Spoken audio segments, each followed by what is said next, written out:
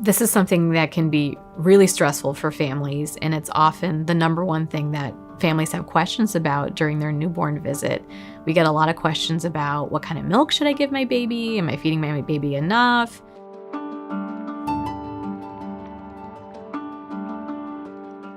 Every family's feeding journey is really personal. So for us as pediatricians, it doesn't really matter what kind of milk you're giving. And so for some families, they're very interested in breastfeeding and nursing.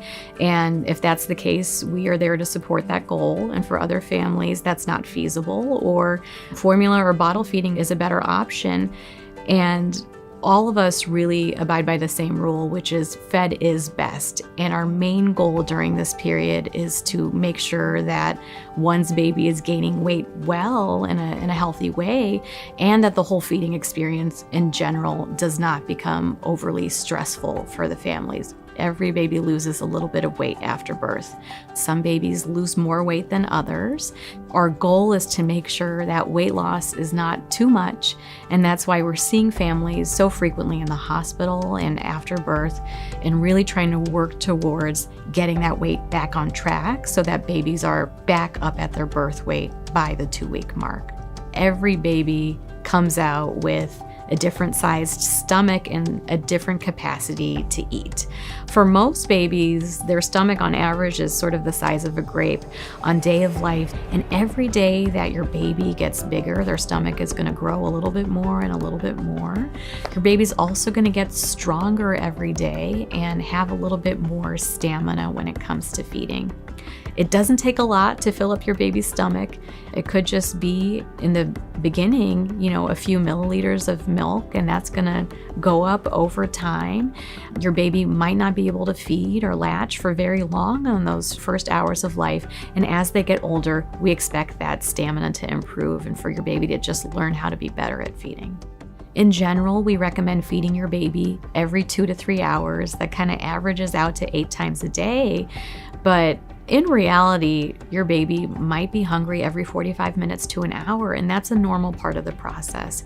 We call that cluster feeding, and all of that is just because your baby's eating these small, frequent meals to really fill up their stomach, and they are working their way through that milk really fast and find themselves hungry and ready to come back for more.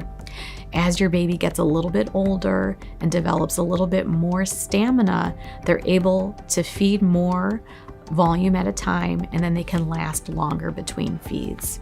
A sign that your baby might be full is if they are unlatching from the breast or pulling their head away from the bottle, especially if it's been a reasonable amount of time, like 10 to 15 minutes. That's a good time to take a break and burp your baby. And then you can wait a few minutes and see if they show those hunger cues and if they're ready to go back for more. If your baby's sitting there and smacking its lips or sticking its hand in its mouth or sort of looking around the room, those are signs that they're hungry. The other thing you can do is just set a timer. So if it's been a couple of hours and your baby's starting to stir, then it's probably a good time to feed your newborn. The late hunger cues that might show that your baby's more hangry than hungry is crying, and those are stages that we don't really like to get to.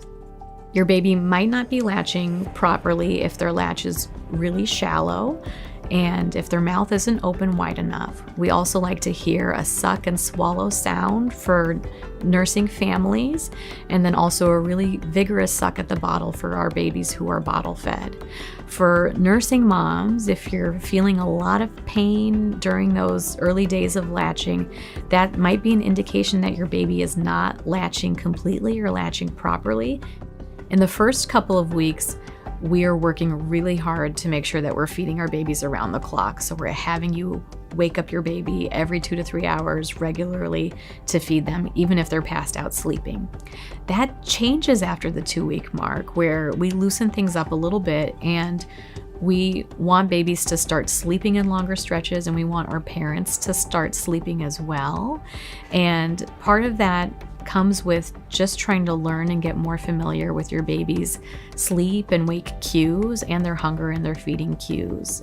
Traditionally, we start introducing solid foods and other kinds of things into the diet at around 6 months of age. Depending on your baby's kind of own maturity, it might be a little bit earlier or might be a little bit later. And for all of our breast and formula fed babies, we also start introducing sippy cups and different types of vessels other than the bottle at that time too, to give them some new skills.